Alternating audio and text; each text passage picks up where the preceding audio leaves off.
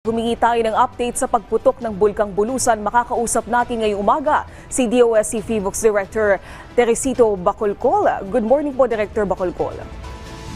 Yes, good morning din po sa inyo, ma'am. Sir, ano na po ang sitwasyon ngayon doon sa Bulkang Bulusan?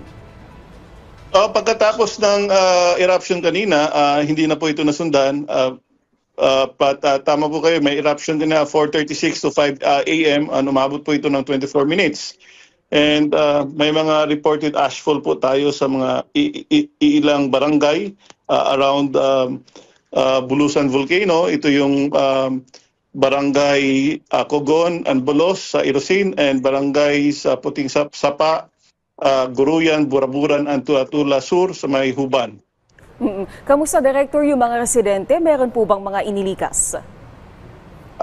Wala naman po kasi ang permanent danger zone natin is 4 kilometers. So, maintain pa rin naman natin yan. And, but we raised the alert level from alert level 0 to alert level 1. Wala naman po tayong mga napaulat na sinugod sa ospital sa mga oras na ito?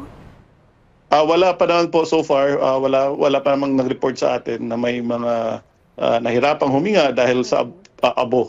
Director, dito sa Metro Manila, umabot po ba yung usok? Ito po bang nakikita nating usok dito, particularly sa Quezon City, ay isang smog or vog mula sa bulkan?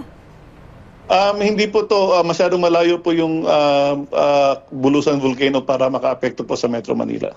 Okay. So most likely smog lang po to. Ano naman po yung mga aasahan natin, particularly sa Bulusan, sa surrounding area sa mga susunod na oras?